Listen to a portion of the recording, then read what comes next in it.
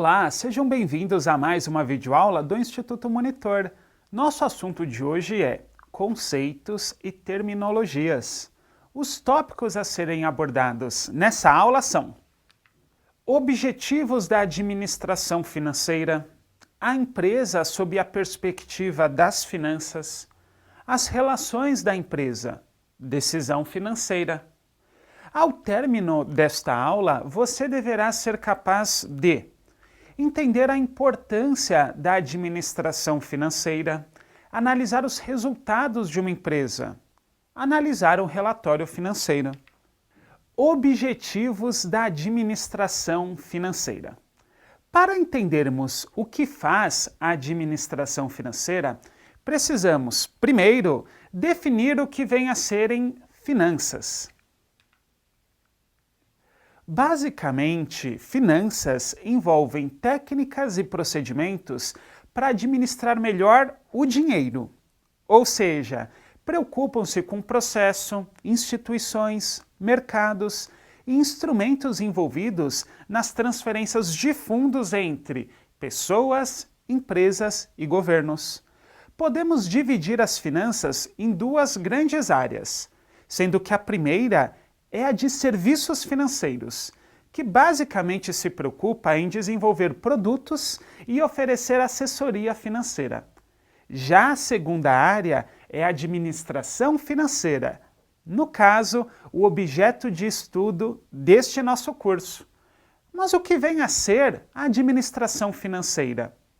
Em resumo, ela abrange as tarefas do administrador financeiro nas organizações, como planejamento, liberação de crédito a clientes, avaliação de gastos, obtenção de recursos para financiar as operações, análise das demonstrações financeiras, gestão de riscos, a exemplo dos riscos cambiais e de crédito, controle do fluxo de caixa, entre outros. É isso aí. Vejam quantos objetivos a administração financeira se preocupa. A empresa sob a perspectiva das finanças. Quando visualizamos uma organização, basicamente temos de dois tipos: aquelas com fins lucrativos e as sem fins lucrativos. Ambas precisam se preocupar aí com a gestão da sua contabilidade, questões financeiras, contas a pagar. Ótimo! Em contabilidade, dizemos que as empresas possuem os seus bens e os seus direitos representados pelo ativo. Porém, esses bens e direitos tiveram aí uma determinada fonte de recursos, ou seja, quem financiou esse ativo?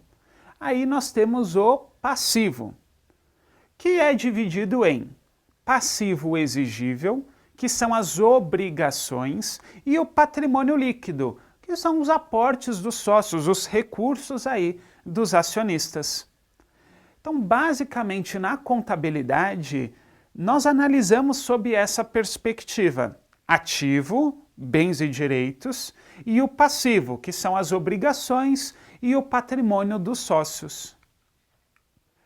Entrando num detalhamento maior da contabilidade, nós temos o seguinte: do lado do ativo, ou seja, os bens e direitos da minha organização, retomando aquela ideia, quer seja ela com fins lucrativos ou sem fins lucrativos.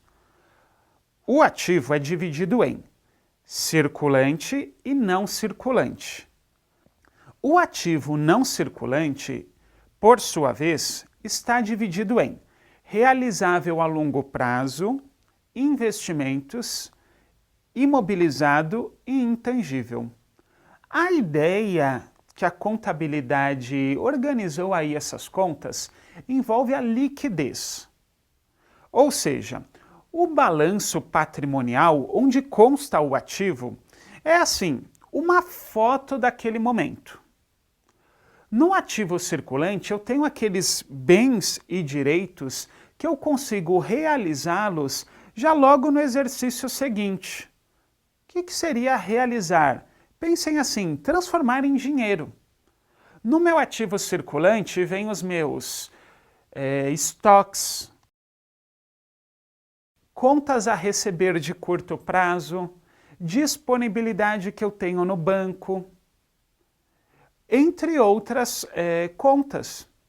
No meu ativo não circulante, eu tenho então o realizável a longo prazo, são aqueles direitos que eu vou receber só no próximo exercício, as máquinas que eu adquiri para minha produção, os investimentos que eu tenho em empresas parceiras, o valor da minha marca, que aparece no intangível, entre outras contas.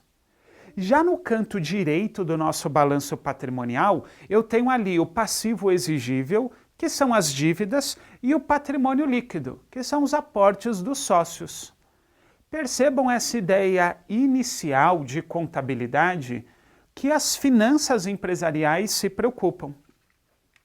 Além do balanço patrimonial, temos também a demonstração de resultado do exercício. Lá, o administrador financeiro vai ter uma ótica do seguinte: minha empresa tem lucro ou prejuízo? Mas a chamada DRE, ela vai além. Ela traz uma série ali de aspectos importantes para o administrador.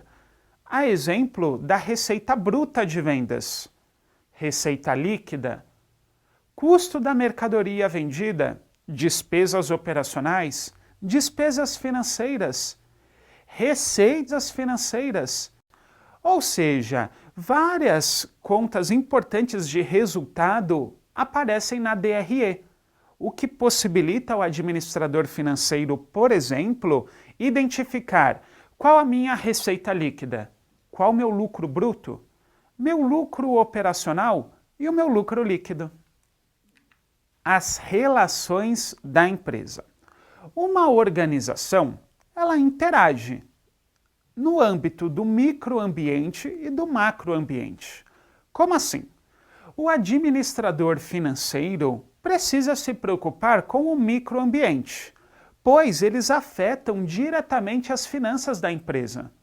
O que seriam os microambientes? Envolve a relação com os outros departamentos, a gestão adequada do meu estoque, custos logísticos, custos com o meu departamento pessoal, margem de lucro, entre outros. Mas o meu microambiente também é afetado pelo macro. Ou seja, será que a política do governo expansionista ou contracionista interfere no lucro da minha empresa? Quando o governo eleva a taxa básica de juros da economia, a Selic, com o intuito de reduzir a liquidez, ou seja, conter a inflação, será que isso vai favorecer ou prejudicar a minha organização? Bom, são perguntas que o administrador financeiro deve se debruçar. Decisão financeira. Alguns aspectos devem ser analisados. Informações contábeis, informações diversas da empresa, informações de origem externa e processo de tomada de decisão. Cabe ao administrador financeiro decidir quanto ao chamado dispêndio de caixa. Como assim? A empresa recebe as suas vendas e aí, a partir desse dinheiro que entra no caixa, essa origem de recursos, ela vai fazer o quê? Ela vai realizar um dispêndio, uma aplicação, em várias situações, adquirindo matéria-prima, pagando os meus funcionários, os meus fornecedores. E a quem cabe tomar a decisão do que gastar? Ao administrador financeiro.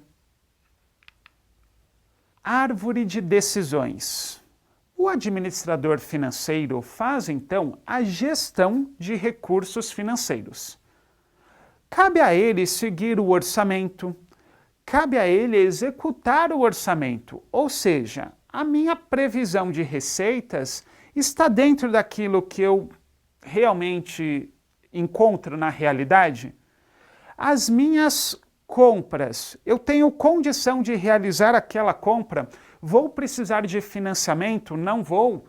Tenho dinheiro? Não tenho?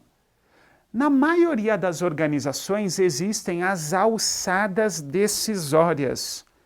Ou seja, o administrador financeiro, quanto maior o cargo, a patente que ele ocupa na empresa, mais autonomia ele vai ter para gastar, ou seja, para realizar o dispêndio. E muitas vezes são renúncias que são feitas nas empresas. Eu tenho um dinheiro limitado e devo decidir, vou aplicar no projeto 1, no projeto 2 ou no projeto 3. Logo, os administradores financeiros fazem uso de uma ferramenta chamada árvore de decisões, onde vai auxiliá-los a achar a melhor alternativa de investimento. Saiba mais! Disponibilizei um link para vocês aprofundarem mais essa ideia da teoria da tomada de decisões. Chegamos ao final de mais uma videoaula do Instituto Monitor sobre conceitos e terminologias. Espero que tenham gostado. Frequente nossas redes sociais. Até a próxima!